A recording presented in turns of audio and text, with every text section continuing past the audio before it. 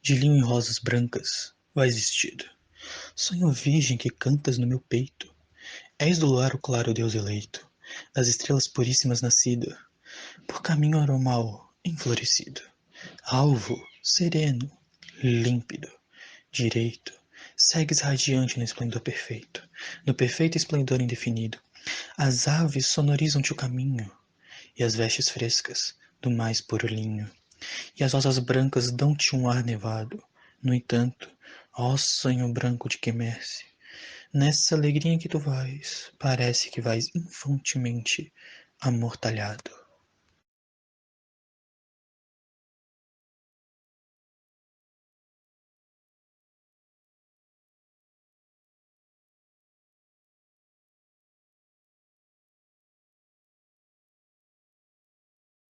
Olá, hoje iremos falar sobre Cruz e Souza, o Cisne Negro.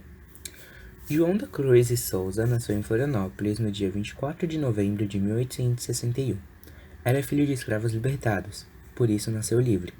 Ele foi criado como filho adotivo do Marechal de Campo Guilherme Xavier de Souza e Clarinda Fagundes de Souza. Seu nome foi dado por ter nascido no dia do santo São João da Cruz.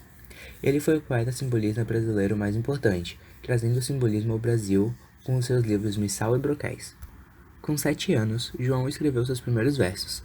Em 1869, entrou para uma escola pública e se destacou entre os alunos.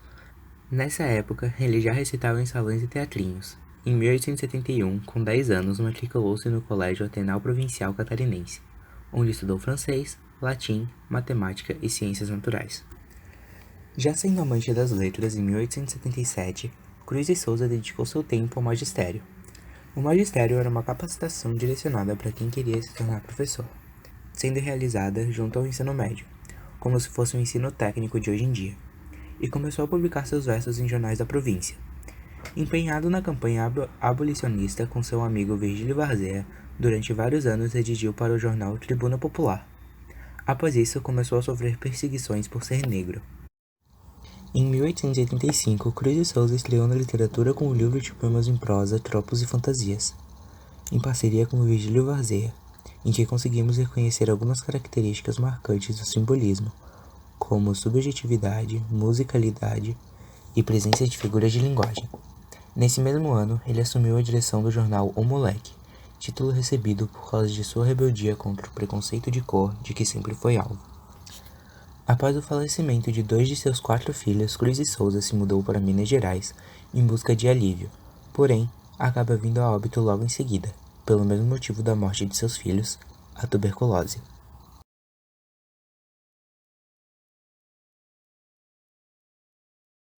Era assim, luminosa e delicada, tão nobre sempre de beleza e graça, que recordava a pompa de alvorada, sonoridade de cristais de taça, mas pouco a pouco, a ideal delicadeza daquele corpo virginal e fino, sacrário de mais límpida beleza, perdeu a graça e o brilho diamantino. Tísica e branca, esbelta, frígida e alta, e fraca, e magra, e transparente, e esguia. Tem agora feitio de ave pernalta, de um pássaro alvo de aparência fria.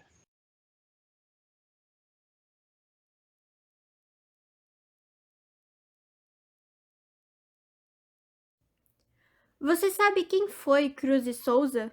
Cruz e Souza foi um poeta e um ativo abolicionista.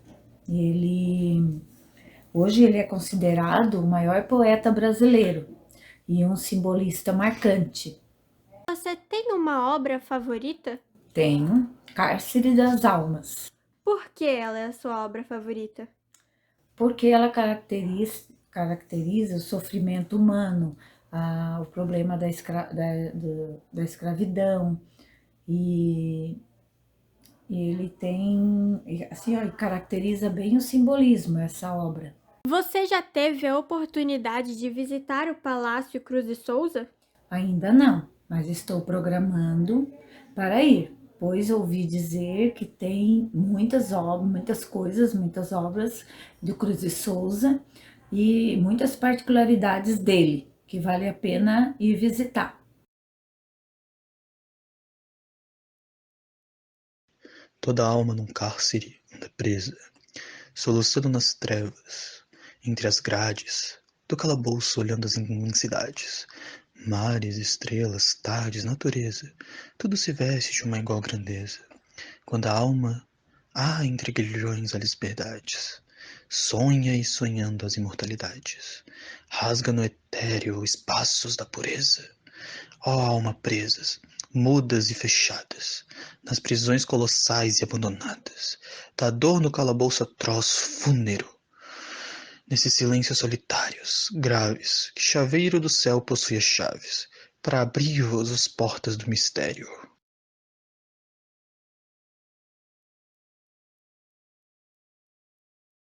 Bom, como já sabemos, Cruz e Souza foi o escritor responsável por inaugurar o simbolismo no Brasil, e, portanto, suas obras possuem as seguintes características: pessimismo diante da realidade, antipositivismo, que nega tudo aquilo que o positivismo defende, sinestesia, que se caracteriza pelos diferentes sentidos unidos em uma expressão, como, por exemplo, o sentido áspero, alienação social e que indivíduos de uma sociedade acabam sendo padronizados pelas formas de vida dentro de um contexto social que faz com que percam, ainda que de maneira parcial, o seu senso crítico, antirromantismo, que é a rejeição à subjetividade e ao sentimentalismo, seleção vocabular e perfeição formal, que é a busca por um vocabulário bastante aprimorado, visto também no parnasianismo, o que rendeu a estes poetas o apelido de poetas do dicionário, musicalidade, poder da sugestão, temas metafísicos, que são temas fora da realidade, que entram no meio do inconsciente, como o sonho e a loucura, assim como a espiritualidade, o crer que possa haver um mundo ideal onde os humanos são naturalmente bons e felizes, e, em específico, eles também tinham algumas peculiaridades, como a obsessão pela cor branca, profundidade filosófica, uma frequente temática de pobreza e preconceito, além de uma morbidez em suas obras. A publicação de Missal e Broquéis, suas primeiras obras, foi em 1893. Essas obras só não ficaram despercebidas do público enquanto obras, por uma pequena parte crítica e de um público ainda mais restrito que juntaram forças. O mérito só chegou com o tempo e com o reconhecimento da genialidade de seu escritor, lembrando também que a poesia brasileira praticamente desconhecia a poesia em prosa em suas publicações. Poucos ou quase ninguém havia pego para ler Charles Baudelaire, um dos progenitores do simbolismo, o que obrigou a um certo estranhamento relacionado ao missal. Mesmo Broquéis, recebendo do público e crítica de opiniões divergentes, foi atacado por José Veríssimo e exaltado pelo Silvio Romero, parecendo ter chocado os leitores acostumados com a poesia parnasiana, notoriamente dominava a leitura do público naquele momento. Os poemas de Cruz e Souza, futuramente conhecido por Dante Negro ou Cisne Negro, abandonaram o significado explícito e lógico para buscar a lógica e a sugestão vaga. Regras, aliás, é de fundamental importância para a poética simbolista. As múltiplas imagens e sonoridade geram uma explosão sensorial no leitor, o conduzindo a um estado mental de espanto geral e de choque diante do inusitado. As imagens que aparentavam ser inconciliáveis, múltiplas e repetidas, despertaram um psiquismo intenso. A fusão de abstrações cria o sensorialismo simbolista e faz surgir a novidade. Em 1905 é lançada a obra Últimos Sonetos do poeta, publicada pontualmente na coletânea reunida pelo amigo Nestor Vitor, marca o apogeu estético do mais notório simbolista brasileiro. O ápice da forma de escrita do poeta contrasta, todavia, com a angústia do escritor, até então não reconhecido.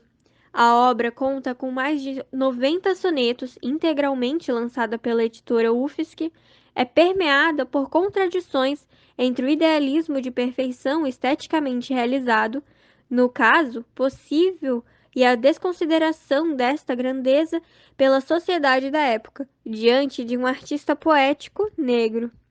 Nos sonetos e poemas, O temor da morte e o assombroso esquecimento convivem com a percepção da morte, enquanto redentora da diluição do artista em sua totalidade e nas visões de glória do poeta que podem ser reconhecidas por outros artistas.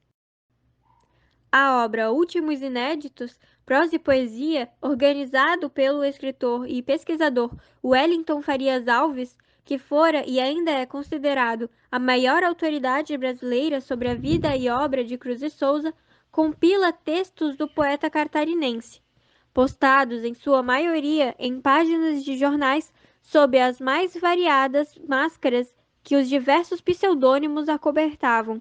Tal encruzilhada, um tanto hércula, tendo em vista a intensa atividade de nosso primeiro simbolista, é uma tarefa importante para a constituição de uma documentação dos escritos.